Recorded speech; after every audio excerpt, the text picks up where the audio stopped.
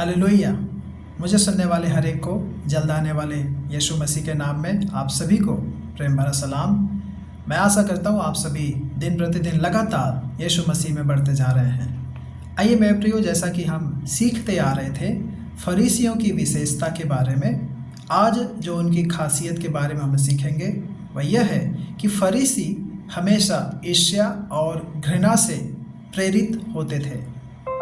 फरीसी हमेशा ईर्ष्या और घृणा से प्रेरित होते थे।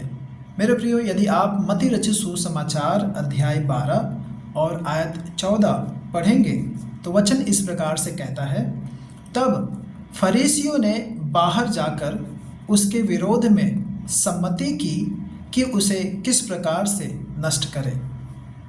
आप यहाँ पे पढ़ सकते हैं कि फरीसी लोग बाहर निकलकर यीशु मसीह के विरुद्ध में षड्यंत्र रचने लगे कि किस प्रकार से यीशु मसीह को नाश करें। आमेन। मेरे प्रियो, हो सकता है कि किसी के प्रति आपकी ईर्ष्या उस बिंदु तक या फिर उस स्तर तक ना पहुँचे जहाँ पर आप उसे मार डालते हैं, लेकिन आपको याद रखना चाहिए कि ईर्ष्या और घृणा हत्या के लिए पहला कदम है। बाइबल में कई उदाहरण हैं। यदि आप सबसे पहला उदाहरण लेंगे कैन और हाबिल का, कैन भी कुछ इसी तरह से आगे बढ़ा।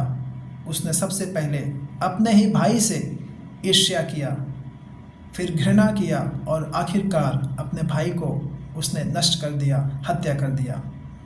मेरे प्रियो, फरीसी यीशु मसीह से ईर्ष्या करते थे क्योंकि वह बहुत से ऐसे काम कर सकता था, यीशु मसीह करता था जो फरीसी नहीं करते थे, और इसलिए लोगों के बीच उनकी तुलना में यीशु मसीह बहुत ही अधिक लोकप्रिय थे। यीशु मसीह का नाम बहुत ही अधिक चर्चित हो गया था। लोग यीशु मसीह से प्रेम करते थे। यदि आप बाइबल पढ़ेंगे, वचन ऐसा कहता है कि यहाँ तक कि पिलातुस भी, जो यीशु मसीह के बारे में बहुत ही कम जानता था, बहुत ही कम सुना था, वो भी ये बातें देख सकता था कि सभी फरीसी चाहते थे कि यीशु को इसलिए क्रूस पर चढ़ाया जाए क्योंकि वे उससे घृणा करते थे, उससे ईर्ष्या करते थे। मत्ती रचित सुसमाचार अध्याय 27 और आयत 18 में आप इन वचनों को देख सकते हैं। जब आप किसी से ईर्ष्या करते हैं, किसी व्यक्ति से ईर्ष्या करते हैं, घृणा करते हैं, तो यह आपके भाषण, यह आपके आचरण, आपके बर्ताव, आपके जीवन शैली में बहुत ही स्पष्ट रूप से प्रकट होता है या फिर दिखाई देगा। जैसे ही वह व्यक्ति आपके सामने प्रकट हो जाएगा, आपका पूरा बर्ताव, आपका रंग, रूप, वेश, सब चीज़ें सब अलग हो जाएगा। आप किसी ऐसे व्यक्ति से ईर्ष्या कर सकते हैं जो आपसे बहुत ही बेहतर प्रचार कर सकता हो या फिर करता हो, या फिर जिसके पास आपसे अधिक धन है, आप उनसे ईर्ष्या कर सकते हैं, या फिर ऐसे व्यक्ति से जिसके पास परमेश्वर ने अधिक आत्मिक वरदान दे के रखा है जो आपके पास नहीं है। तब आपको उसकी आलोचना करने के लिए उसमें छोटी छोटी गलती देखना बहुत ही आसान लगेगा। आप आसानी से उसकी गलतियों को निकालेंगे और उसकी आलोचना करके उसकी ठट्ठा उड़ाएंगे, उसका मजाक उड़ाएंगे। ये सब बातें सिर्फ और सिर्फ ईर्ष्या के कारण होगा। इसके अलावा हमें यह होना चाहिए था कि हम उस व्यक्ति की सराहना करें, उसे हम और भी तारीफ करें, प्रशंसा करें, ताकि वह और आगे बढ़े। लेकिन आगे बढ़ाने के बजाय आप ईर्ष्या करके, घृणा करके, मेरे प्रियो, उस व्यक्ति की आलोचना करके उसे नीचे गिराने के ताक में लगे रहते हैं, और आप उसे किसी भी तरह से गिरते हुए देखना चाहते हैं या फिर देखने के लिए आप तरसते हैं। उन्हीं में से ये फरीसी भी हैं, और फरीसियों का धर्म जो है वह कैन का धर्म है।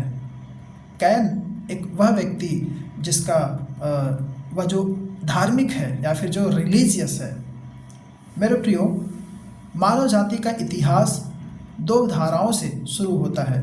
सबसे पहले आत्मिक यानी कि स्पिरिचुअल, जो व्यक्ति हाबिल है, और दूसरा रिलीजियस यानी कि धार्मिक, जो व्यक्ति कैन है। कैन का प्रथम पाप हाबिल से ईर्ष्या करना था। ये दो धाराएं आखिरकार सबसे पहला यरूशलेम को दर्शाता है और दूसरा बाबुल को, जो झूठी कलीसिया है। ये दो धाराएं आखिरकार यरूशलेम जो सच्ची कलीसिया और झूठी कलीसिया जो बाबुल है उसमें समाप्त होती है। यदि हम कैन की धार्मिकता और ईर्ष्या से भरी हुई धारा का अनुसरण करते हैं तो हम आखिरकार अंत में बाबुल के एक हिस्से के रूप में समाप्त हो जाएंगे, भले ही हमारे सभी सिद्धांत आशावादी लोगों के लिए क्यों ना हो।